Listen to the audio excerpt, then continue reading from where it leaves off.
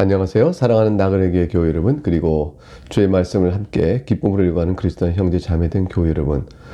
오늘 이제 우리는 이제부터 욥기서를 읽어가도록 하겠습니다.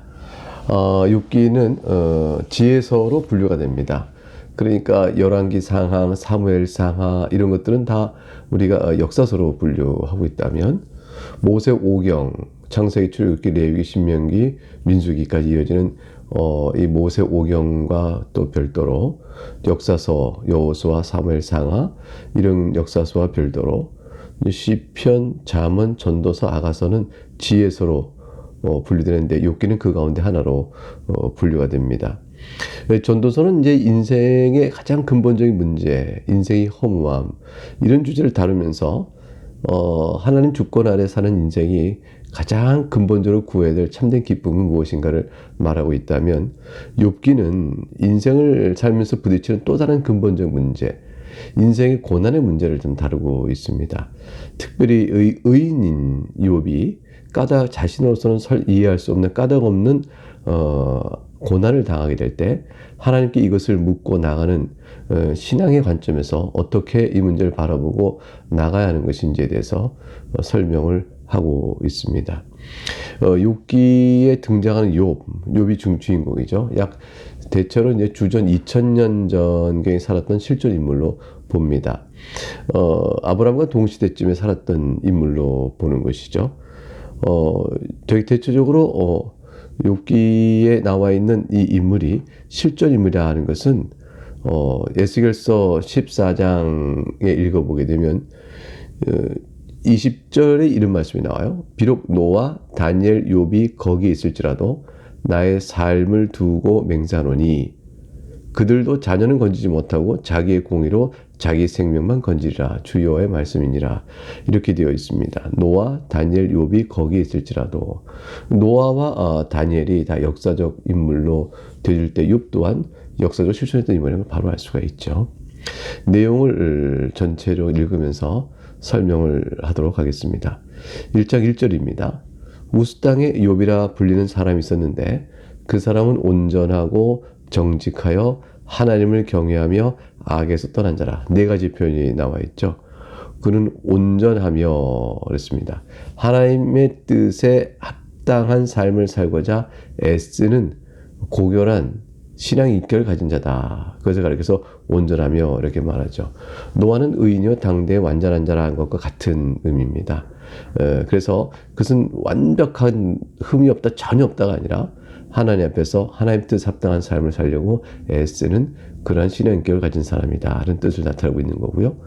정직하여 라는 것은 하나님을 진실히 섬긴다. 두 가지 마음으로 흩어져 있지 않고 하나님을 정직히 섬기는 자다라고 했고, 악에서 떠난 자라 했으니 세상에 따라가는 풍습과는 거슬리며 싸워가는 사람임을 말해주고 있고, 그렇게 볼 수가 있습니다. 그리고 이제 마지막으로 너는 하나님을 경외하는 자다. 이건 우리가 알 수 있는 말이죠. 그래서 이제 노아는 온전하고 정직하며 또 하나님을 경외하며 악에서 떠난 자. 이렇게 네 가지 특징을 우리가 갖고 있으니 이런 사람은 이제 하나님께서 참 사랑하시는 사람이죠. 그래서 하나님께서 욥을 얼마나 많이 사랑하셨을까 이렇게 생각할 수 있습니다. 2절부터 보면 그에게는 이제 그가 누렸던 많은 복들이 나와 있습니다. 그에게 아들 7과 딸 3이 태어나니라. 그의 소유물은 양이 7,000마리요, 낙타가 3,000마리요, 소가 500결이요, 암나귀가 500마리요, 종도 많이 있었으니 이 사람은 동방 사람 중에 가장 훌륭한 자라. 그의 아들들이 자기 생일에 각각 자기 집에서 잔치를 베풀고 그의 누이 3명도 청하여 함께 먹고 마시더라. 그들이 차례대로 잔치를 끝내면 욥이 그들을 불러다가 성결하게 하되 아침에 일어나서 그들의 명수대로 번제를 드렸으니 이는 욥이 말하기를 혹시 내 아들들이 죄를 범하여 마음으로 하나님을 욕되게 하였을까 함이라. 욥의 행위가 항상 이러하였더라.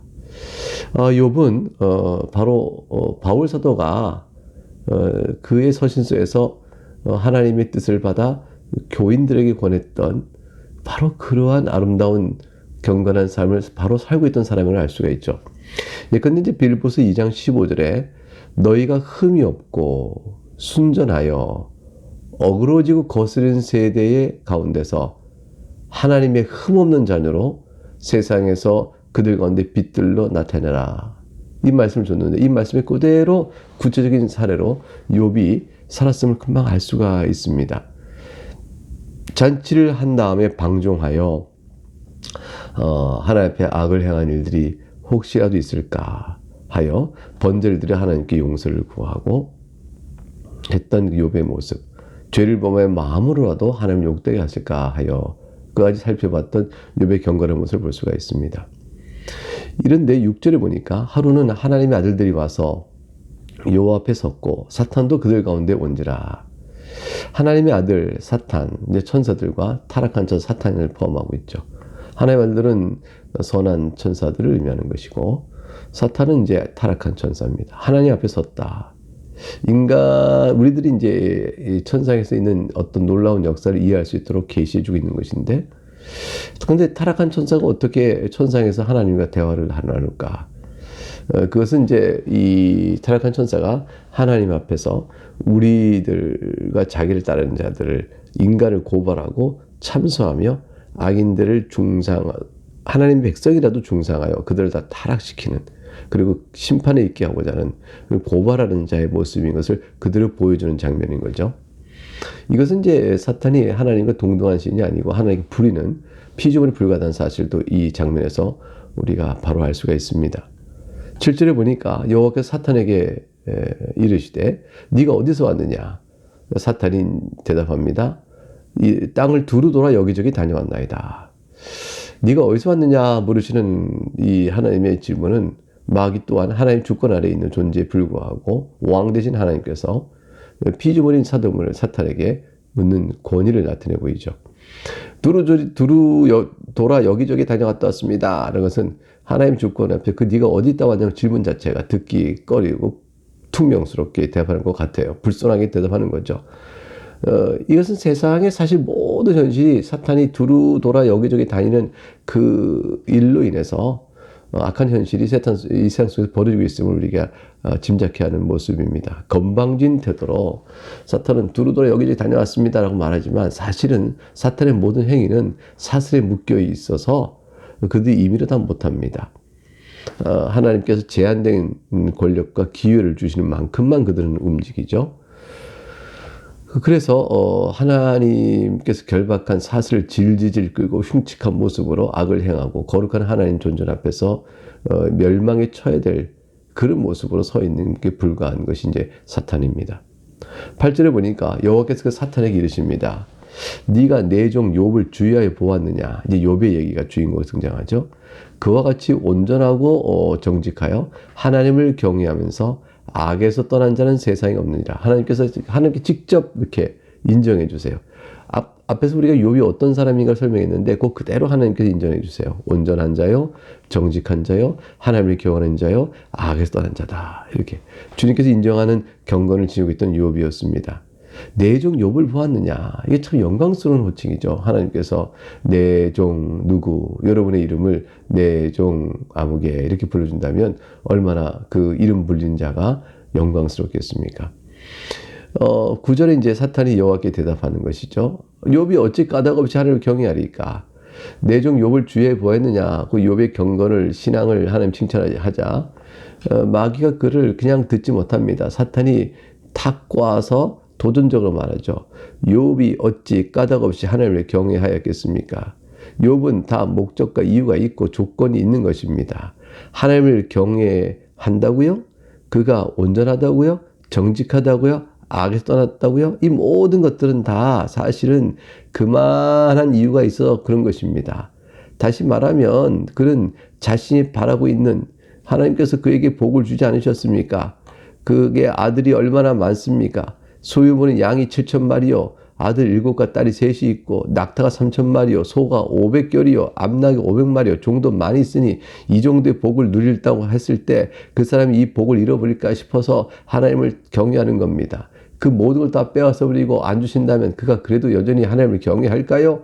그의 목적은 당신을 섬기는 데 있는 게 아니라 자기가 누리고 있는 부를 섬기는 데 있는 겁니다. 이런 얘기 이제 마귀가, 사탄이 도전한 거죠. 10절에 그래서 이렇게 얘기합니다. 주께서 그와 그의 집과 그의 모든 소유물을 울타리로 두르심 때문이 아니니까. 그렇게 많은 복을 주시고 보호하고 있기 때문이 아닙니까? 주께서 그의 손으로 하는 바를 복되게 하사 그의 소유물이 땅에 넘치게 하였습니다. 사탄은 이제 인간이 하나님을 섬기는 이유를 철저히 현세적인 복을 목적으로 그것이 이유가 돼서 하나님을 섬기고 있다고 말을 합니다. 기복신앙이란 거죠. 기복신앙 때문에 당신 섬기는 거지 하나님 당신 신앙이 목적이 아닙니다. 라고 마귀가 조롱하고 있는 거죠. 그러니까 만약 하나님께서 이 모든 걸 다 빼앗은다면 어떻게 될까요? 11절 이제 주의 손을 펴서 그의 모든 소유물을 치소서 그리하시면 틀림없이 주를 향하여 유혹하지 않겠나이까. 이게 사탄의 도전이었습니다. 12절에 하나님께서 사탄에게 말씀하십니다. 내가 그의 소유물을 다 네 손에 맡기노라. 다만 그의 몸에는 네 손을 대지 말지니라. 사탄이 곧 여호와 앞에서 물러가니라. 몸에는 손을 대지 말라라는 제한된 범위에서 하나님 허락하세요. 하나님 허락되는 범위 내에서만 사탄이 역사합니다. 그러니까 하나님 믿는 자를 하나님을 섬기는 주의 백성들에게 어떤 사탄에 의한 어려운 일이 있다 할지라도요. 하나님이 제한된 범위에서 하는 것이에요. 성도를 절대 영원한 생명과 그에게 주시는 복과 하나님의 자녀됨의 지위와 특별한 권한은 절대로 마귀가 빼앗지 못합니다.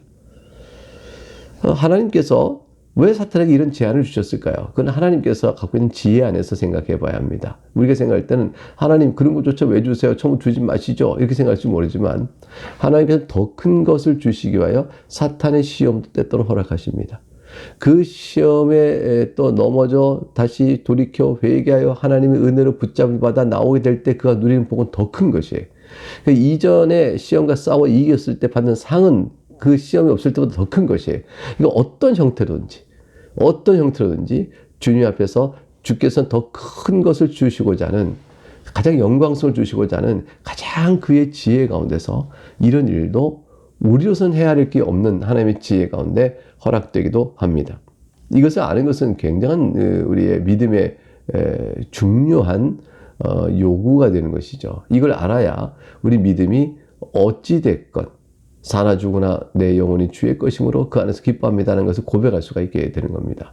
여러분 하나님의 전적인 섭리와 그의 지혜 가운데 우리 주시는 모든 일들을 감사함으로 믿고 끝까지 나갈 수 있기 바랍니다.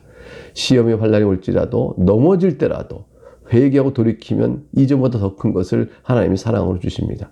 그가 이 시험에 싸워 이긴다면 승리한 자로서 주시는 상급의 큰 것이 또한 앞에 기다리고 있습니다. 어찌됐건 사나 죽으나 넘어지나 서나 우리 하나님 말을 붙들고 나가고 주 앞에 나가야 하는 것입니다.